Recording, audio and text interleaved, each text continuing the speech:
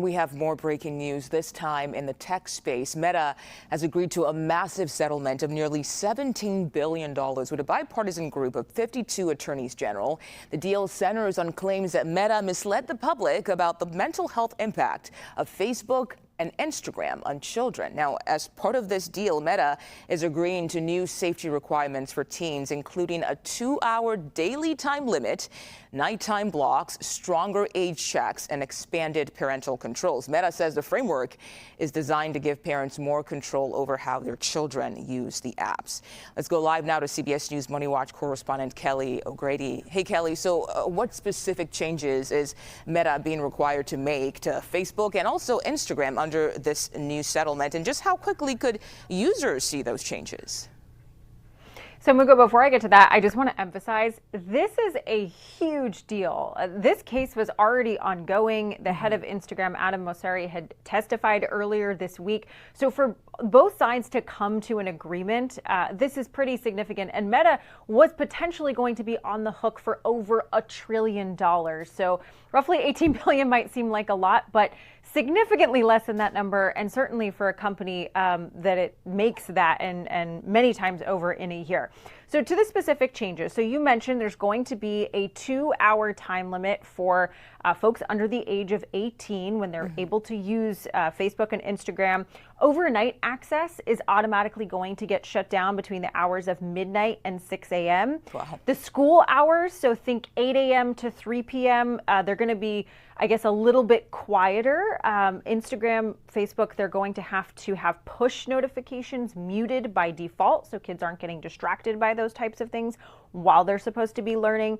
Meta has also agreed to interrupt endless scrolling with notifications. You know when you're watching Netflix and that thing pops up and it's like, are you still watching? It's really embarrassing, actually. And you're like, I feel really bad about the fact that I'm going to. So they're going to implement these kinds of reminders to prompt teens to maybe think about moving on. There's a number of other changes, but I think maybe one of the biggest things that will enable the rest of the ones that I just mentioned is that Meta is going to have to invest more in its age verification technology, because these things that I'm mentioning, they're for account holders under the age of 18. But of course, we know that teens can lie. Now, Meta and many other social media companies have utilized artificial intelligence to try and identify when a user is lying about their age to make sure they're put in that teen bucket. But it's not foolproof. So they're really going to invest in that piece of it so that these restrictions actually have some teeth. But certainly a very significant settlement. But I will note it's not official yet. The judge has to approve it. And then in terms of a timeline of when you could see these changes, the Attorney General for California said probably within the next few months if the settlement gets approved. Yeah, and Kelly, I think most parents would agree that those changes you just mentioned, just block by block, those are all very, very important changes. So the next question is, do you expect to see other social media platforms face similar pressure after this settlement with Meta?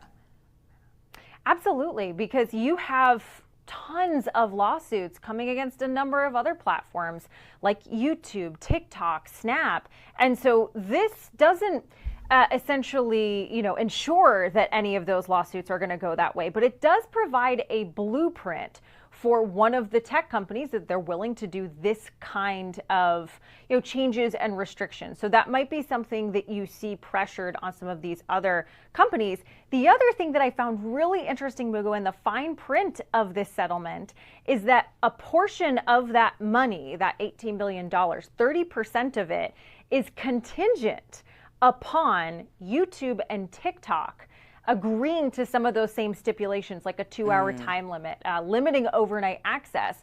So Meta is also now out there encouraging TikTok, YouTube, some of the other platforms to take their lead. So yes, I expect there to be a lot of intense pressure on these other platforms, but it's not like Meta admitted fault here. This is a settlement. Remember, there was no trial by jury that we came to a verdict. So it doesn't provide precedent. It just provides a blueprint. Okay, important to note. Kelly O'Grady, thank you so much.